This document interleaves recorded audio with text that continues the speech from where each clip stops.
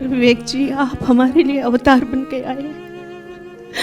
अभी तक नहीं, ऐसा ही है।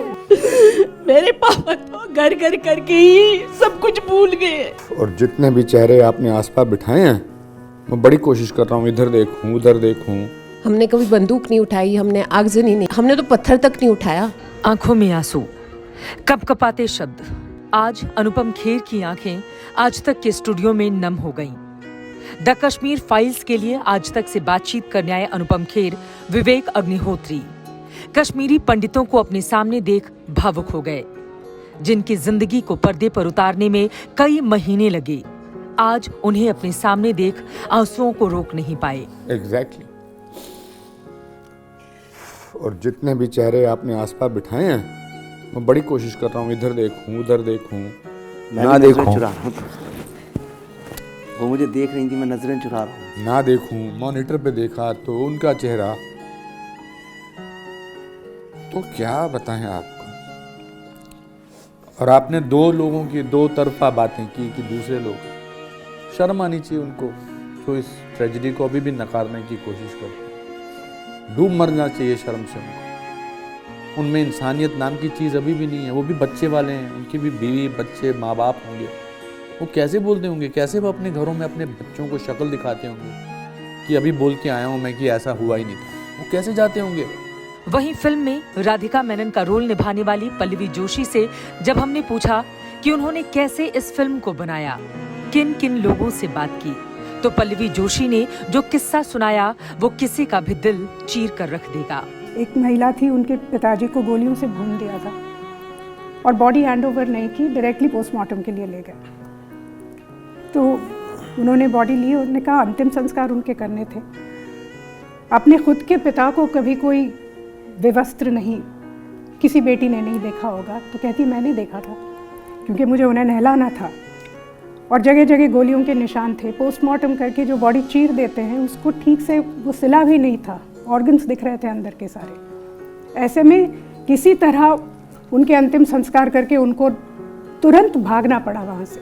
इस फिल्म को बनाने वाले विवेक अग्निहोत्री से हमने कई सवाल पूछे। सवाल ये भी कि उन्होंने क्यों इस फिल्म को बनाया, क्या था मकसद उनका। सुनिए क्या रहा जवाब। जब कश्मीरी हिंदुओं की बात आती है तो ये फिल्म आपने क्यों बनाई है, ये आप ही ने, आप तो कश्मीरी भी नहीं है, क्यों बनाई है, इतने मरे थे उतने मरे थे। इन्हीं सब विवादों को ख़त्म करने के लिए मैंने ये फिल्म बनाई। मुझे कभी ऐसा लगा ही नहीं कि ये कश्मीरी पंडित हैं, ये कश्मीरी हिंदू हैं, ये कश्मीर है। मुझे तो हमेशा भारत ही लगा और मुझे लगा जो कुछ भारत का हेरिटेज है, परंपरा है, वो सब कश्मीर में उपजी है। जैसे आज यहाँ काशी की बात करते हैं, जैसे सिलिकॉन वैली है कैलिफोर्निया में, मैं ये कभी नहीं सोचता हूँ कि वो अमेरिका से अलग है। इसी तरह कश्मीर मेरे लिए हमेशा एक था। मैंने जब कश्मीर पे फिल्म बनाई, 4 साल हमारे दिमाग में भी नहीं आया कि हम कश्मीर पे फिल्म बना रहे हैं। मुझे तो लगा हम भारत पे फिल्म बना रहे हैं। तो मेरे दिमाग में कश्मीर कभी भारत से अलग था ही नहीं। इस फिल्म का कुछ लोग विरोध भी कर रहे हैं। इस पर भी अनुपम खेर ने अपनी प्रतिक्रिया दी। वो अमानवीय लोग हैं, उनमें उनके दिल में, उनके शरीर में दिल नहीं, राक्षस हैं। क्योंकि आप कैसे इंसान महसूस करते हैं कि आप इंसान हैं, जब आपका किसी के लिए, आपका दूसरे का दुख आपको अपना दुख लगता है, तो लगता है कि आप इंसान हैं, ह्यूमैनिटी में बिलीव करते हैं, आप लोगों की तकलीफ में बिलीव करते हैं। तो जिन लोगों में दूसरे के दुख के प्रति कोई दुख व्यक्त नहीं होता है, उनके बारे में हम क्या बात करें। पर जैसा कि इन्होंने कहा, प्रेरणा जी ने, बहुत सालों से ये जद्दोजहद चल रही थी।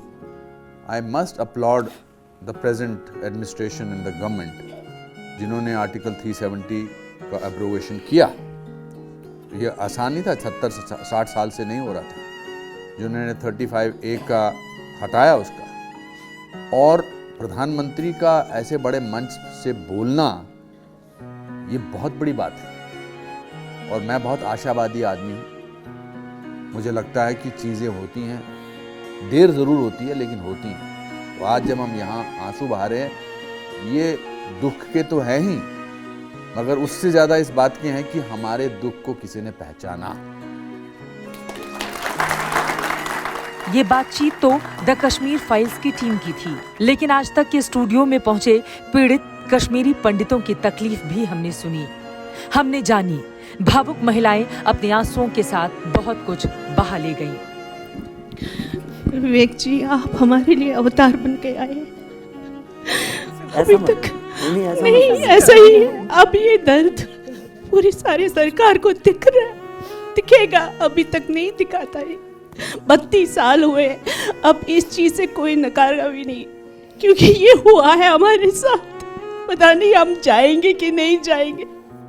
हम अपने बच्चों को स्टोरियां बताते थे, वो बोलते थे कि नहीं माँ ऐसा भी हुआ है क्या। मैंने बोला बच्चे कैसे आपको बताइए, पिक्चर देख के आ जाओ, आप वही पता चल जाएगा कि क्या हुआ है हमारे साथ। सच में भगवान ने एक अवतार जो आया था वो 32 साल के बाद हमें मिला, 32 साल के बाद। मेरे पापा तो घर घर करके ही सब कुछ भूल गए, सब कुछ भूल गए। हमारे यहाँ पे शिवरात्रि के दिन बर्फ होता था, अपने बर्फ की बात की थी। अरे डैडी बोलते शिव जी को हमें बर्फ डालना है, वो कहाँ से हम लाएंगे। मतलब ऐसे दर दर घर की कहानी है। 7 लाख पिक्चरें बन सकती है, 7 लाख हर घर की एक कहानी है। पूरे एक कहानी सुनाते उम्र निकल गई हमारी, पर हमारी आवाज किसी ने नहीं सुनी। यहाँ पे जितने भी लोग बैठे हैं उनको लाइफ में क्लोजर नहीं मिला है। And let me tell you, हम ना अंजना, हम शरीफ बच्चे हैं माँ भारती के। हमने कभी बंदूक नहीं उठाई, हमने आगजनी नहीं की, हमने हमने तो पत्थर तक नहीं उठाया। हमने क्या किया, we got busy in rebuilding ourselves. ये जितने कश्मीरी पंडित यहाँ बैठे हैं ना, ये आत्मनिर्भर भारत के प्रतीक हैं। हम तो आज उसकी बात करते हैं ना, इन्होंने एक एक ने अपनी जिंदगी, अपनी डेस्टिनी, अपनी नियति को खुद सुधारा है, इसलिए आज आपके सामने ऐसे साड़ी पहन के बैठे हुए हैं। तो हमको किस चीज़ की ज़रूरत है? क्लोजर की, सिर्फ क्लोजर की, और तो कुछ चाहिए ही नहीं। We are not asking for anything. भावुक कर देने वाली इस फिल्म को फिल्म क्रिटिक्स ने भी फुल मार्क्स दिए हैं। ये फिल्म कम स्क्रीन्स पर रिलीज हुई है। फिल्म की कहानी कश्मीरी पंडितों पर हुए जुल्म की दास्तान को पर्दे पर उकेरती है, लेकिन इस फिल्म को सिनेमाघरों में बेशुमार प्यार मिल रहा है।